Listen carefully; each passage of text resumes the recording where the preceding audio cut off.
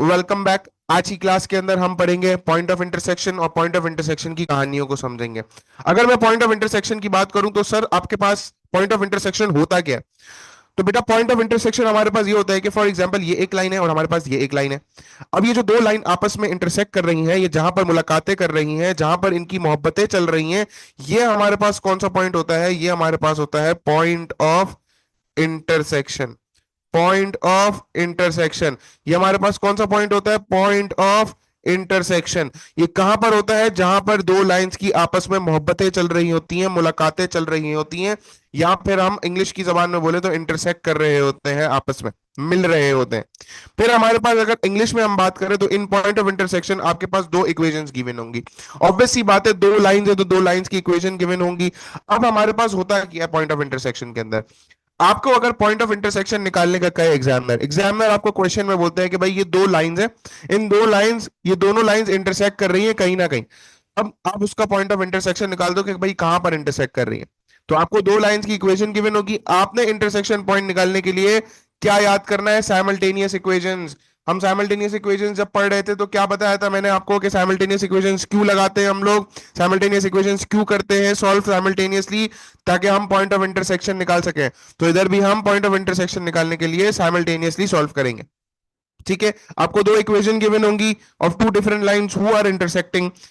We will solve those equation simultaneously to find x and y points of intersection. बहुत आसान English थी। आगे बढ़ते हैं। अब ये जो है हमारे पास स्टेप्स लिखे हुए हैं, स्टेप्स को थोड़ी देर के लिए भूल जाते हैं। हम इन दो इक्वेशंस को देखते हैं। अब आपके पास चॉइस होती है। साइमल्टेनियस इक्वेशंस को हम सॉल्व किस तरीके से करते थे? हम दो तरीकों से सॉल्व करते थे। सर कौन से तरीके? बेटा एलिमिनेशन और सब्स्टिट्यूशन। याद कर ले, एलिमिनेशन एंड सब्स्टिट्यूशन।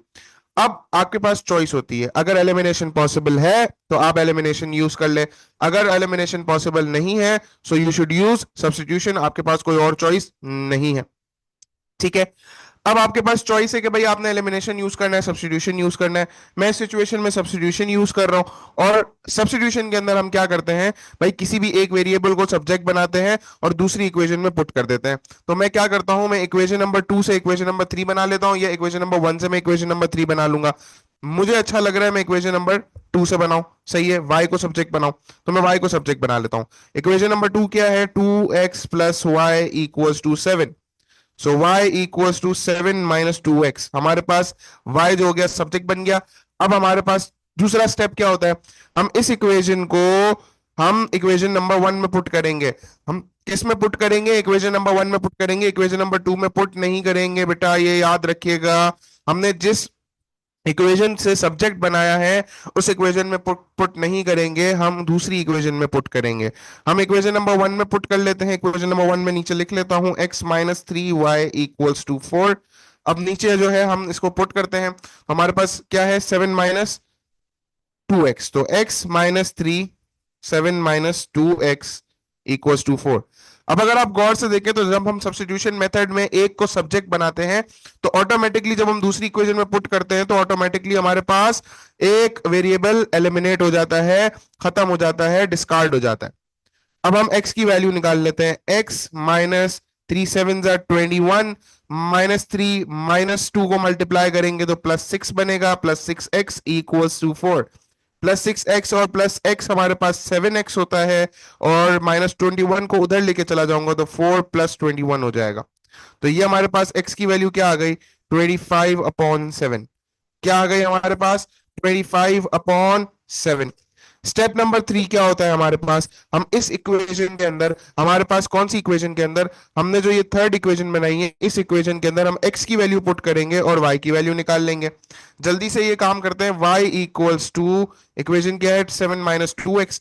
तो 7 माइनस 2 25/7। जल्दी से कर लेते हैं। y equals to 7 minus 50/27, sorry 50/7। तो 7 minus 50/7 is equals to minus 1/7। तो y की वैल्यू हमारे पास क्या आ गई? माइनस 1/7। तो ये चीज क्या है आपको उम्मीद करता हूं समझ में आ गई होगी। अब आप एलिमिनेशन मेथड से भी सॉल्व कर सकते हैं, सब्स्टिट्यूशन मेथड से भी सॉल्व करते हैं। It totally depends on you and your mind कि भाई आपको क्या चीज आपको सूटेबल ज्यादा लग रही है। अब हम बात करेंगे कोलिनियर पॉइंट्स की। अब हम किसकी बात करेंगे? कोलिनियर पॉइंट्स की। कोलिनियर पॉइंट्स क्या होते हैं? Points are considered collinear if they lie on the same straight line having same gradient, same y-intercept and hence the same equation।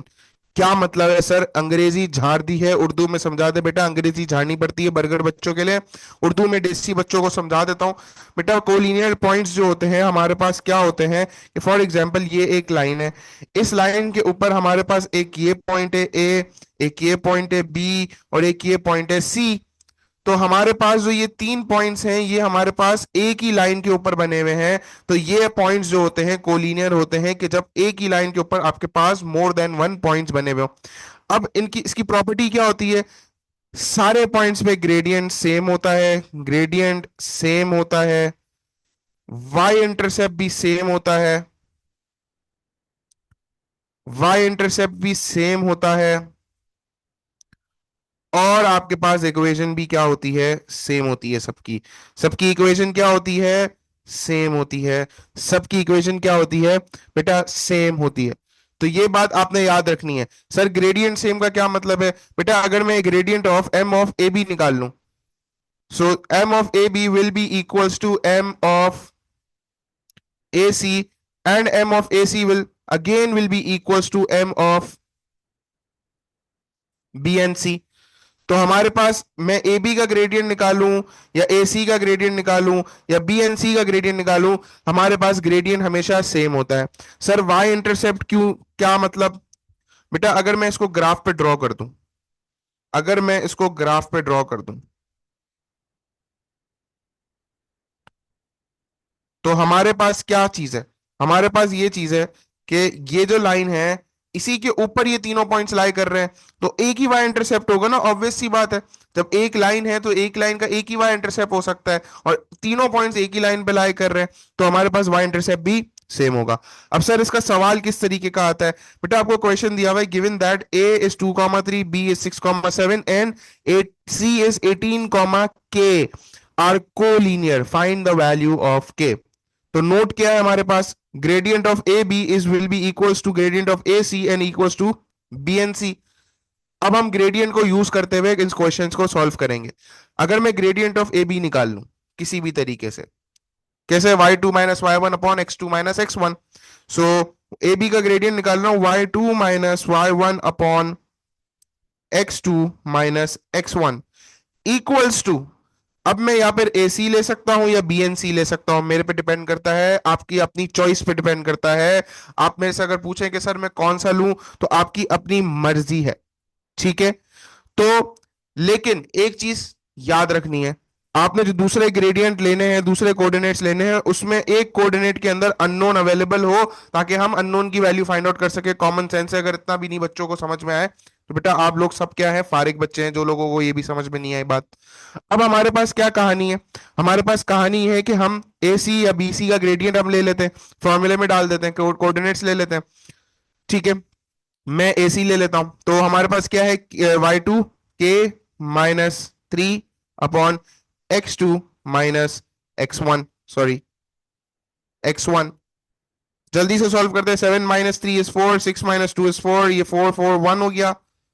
k minus 3 upon 18 minus 2 is 16। 16 उधर जाके multiply हो जाएगा तो बचेगा क्या? 16 equals to k minus 3। k की value क्या आ गई? 16 plus 3, k equals to 19।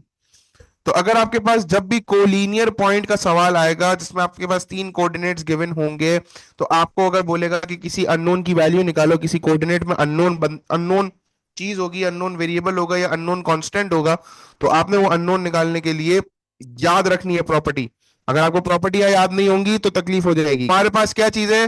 Gradient same, y intercept same, equation भी सेम होगी। तो ये चीज आपने याद रखनी है। अगर ये प्रॉपर्टी याद नहीं रहेगी तो बेटा आपकी जिंदगी बर्बाद हो जाएगी और एग्जाम में ग्रेड लाना मुश्किल ही नहीं, नामुमकिन हो जाएगा आपके लिए। नेक्स्ट चीज जो हम समझने जा रहे हैं दैट इज कॉनकरेंट पॉइंट।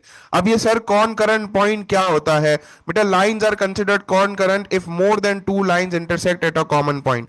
अच्छा, हमारे पास दो चीजें होती हैं, एक तो हमारे पास पॉइंट ऑफ इंटरसेक्शन जिसके अंदर दो लाइंस आपस में एक दूसरे को कट कर रही होती हैं, और जहां पर वो उनकी मोहब्बतें चल रही होती हैं, वो हमारे पास क्या होती है, इन पॉइंट ऑफ इंटरसेक्शन होता है। लेकिन कॉनकरेंट पॉइंट में कुछ अलग होता है। कॉनकरेंट पॉइंट में हमारे पास क्या चल रहा होता है, कॉनकरेंट पॉइंट में हमारे पास एक से ज्यादा, दो से ज्यादा लाइंस जो होती हैं वो आपस में इंटरसेक्ट कर रही होती। जैसे हमारे पास यहां पर कितनी लाइंस इंटरसेक्ट कर रही हैं, 1 2 3 एंड 4, चार लाइनें इंटरसेक्ट कर रही है। दो से ज्यादा लाइंस अगर एक ही जगह पे इंटरसेक्ट कर रही होती हैं तो उनको हम कौन करंट पॉइंट कहते हैं। अगर एक ही बंदे का पांच जगहों पे अफेयर चल रहा है और पांच जगहों पे मोहब्बतें चल रही हैं, तो वो हमारे पास क्या होगा, कौन करंट पॉइंट होगा।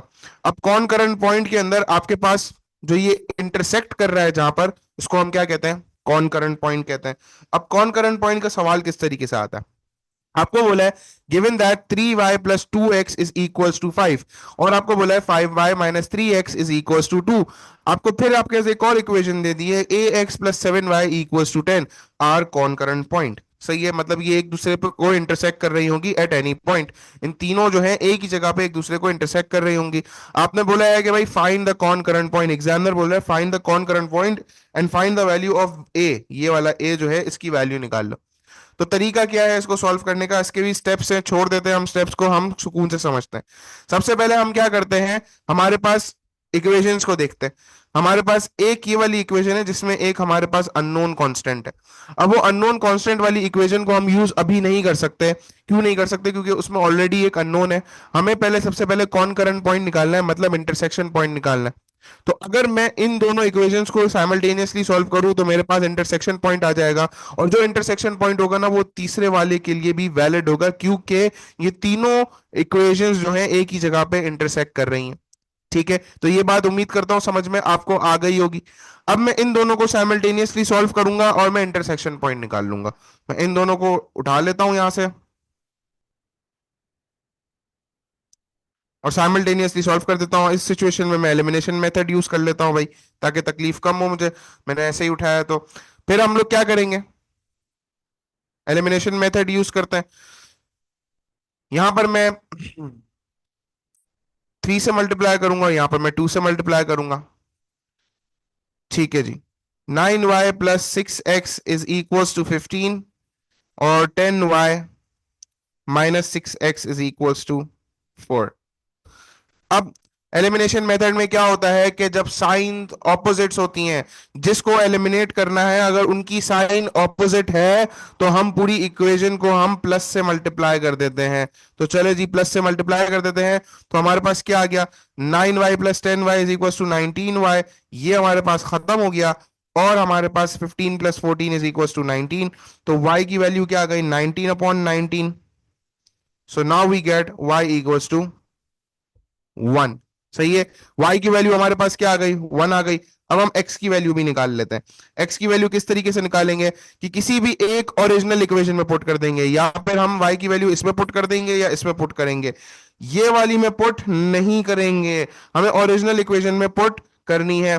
मैं किसी एक में पुट कर देता हूं, मैं ऊपर वाली में ही कर देता हूं। 3y plus 2x is equal to 5, 3 plus 2x is equal to 5, x equals to 5 minus 3/2। तो x की वैल्यू क्या आ गई हमारे पास, x की वैल्यू आ गई 1। 5 माइनस 3 इज 2, 2/2 इज 1। तो उम्मीद करता हूं ये चीज आपको समझ में आ गई होगी।